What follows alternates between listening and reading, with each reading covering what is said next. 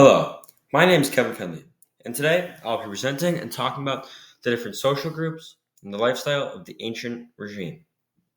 Primarily, I'll be talking about the expectations and responsibilities of the clergy, and within that, I will be discussing the social mores and folkways between the Catholic and Protestants, the legal status and the difference in the clergy, the rich clergy versus the poor clergy, the property rights and what went into that, the social obligations and rights of the clergy. And finally, I'll be discussing about the attire and what both the Protestant clergy wore and what the Catholic clergy wore. The first thing I'd like to talk about are the social mores and folkways. So, for instance, the Catholic, they're made up of many different parts.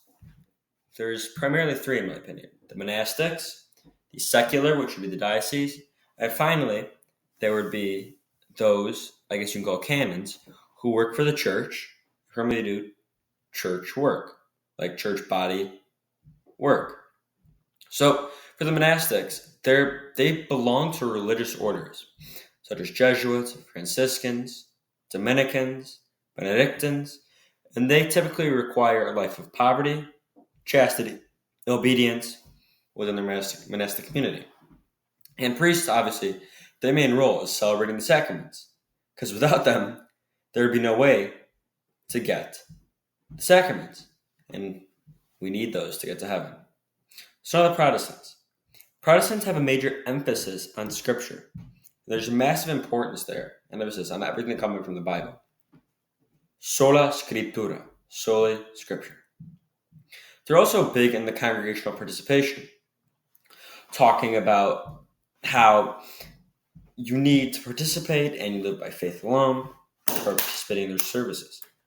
So they focus heavily on singing from the hymnals and reading the scripture and then doing personal prayer by themselves.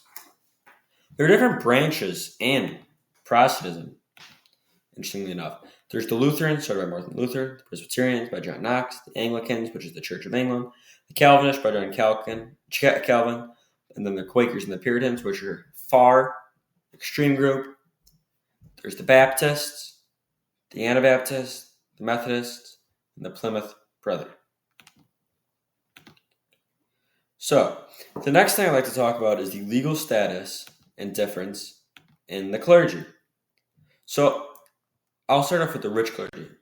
So, most of the rich clergy actually was involved with the government, whether it's government for the church, which would be their cathedral and their local diocese, or it'd be for the actual king and government itself. For instance, France. There were many French bishops and archbishops and priests that were in the councils of the kings and his close advisors. And like I said, they could work for some other political entities. But most of these canons were those that lived in cathedrals and helped run them. Because the center of these towns, not literally at the center point, but the center figuratively was the cathedrals. This is where all the events were held. For instance, what did Martin Luther do when he stapled his 95 Theses? He stapled it to the door of the Wittenberg Cathedral, because that's the town center where everybody would meet. And the cathedrals made a lot of money. And they were able to run the church and continue their mission. The next thing I talk about was the poor clergy. These are the priests and brothers that would spend their times just sitting in confessions and hearing confessions and just saying mass and doing sacraments over and over and over again. Without them, the church would never really succeed as it did in these countries. So these were the priests that didn't have much money, and they were just administering sacraments and doing priestly work. The next thing I'd like to talk about is the property rights. Most of the secular clergy, which would be like the diocese, were able to keep their land because they were doing work for the people themselves. The other thing is that most of the monastics had to pay heavy taxes or even forfeit their land to the government, because they weren't exactly doing things for the people and they were just kind of by themselves. But in France, they were extra gracious with the church. Because for the secular church, they established the estate, the first estate. And the churches and religions were put into that, meaning they don't have to pay taxes, which was awfully gracious of France. The next thing I'd like to talk about are the property rights.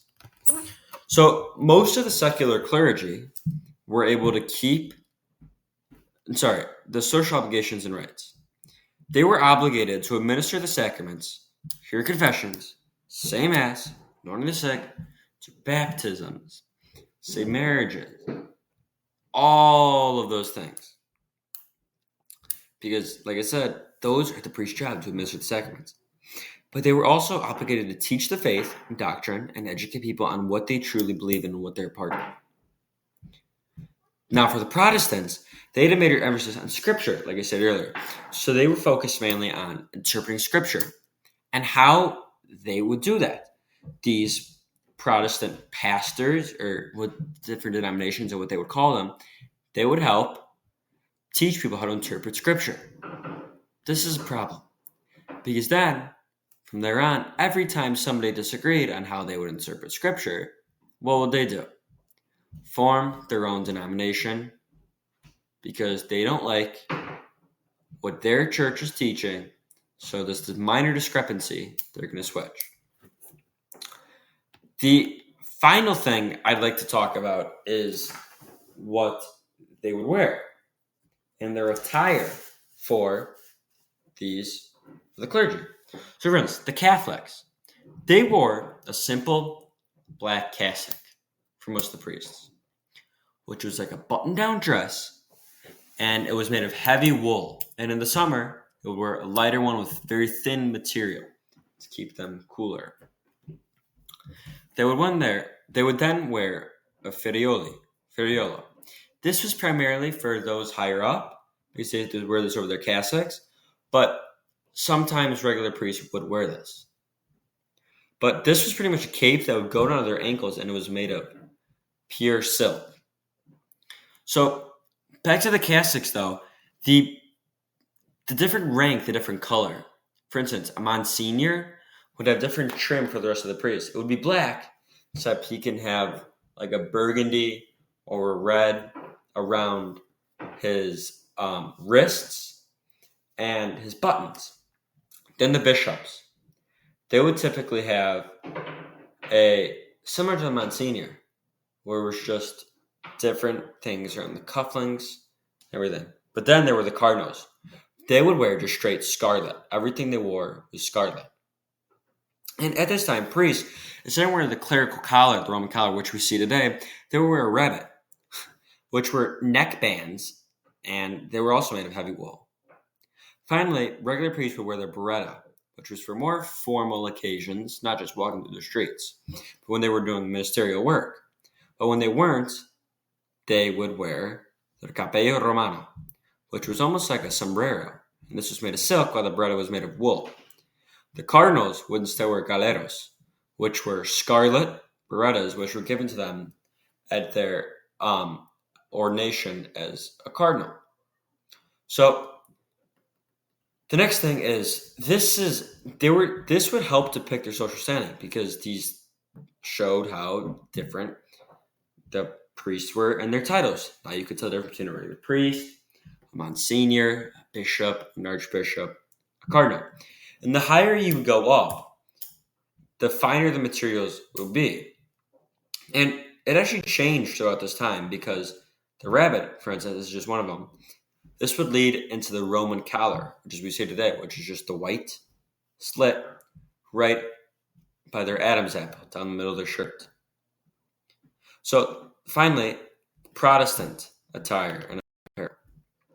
They would typically wear cassocks like Catholics, and they would put a rochet over it, which is similar to a Catholic surplice, which was like a white one, which was normally threaded, and it went down to about their knees or a little past it. That was mainly on personal preference and how long they wanted it to be or how short.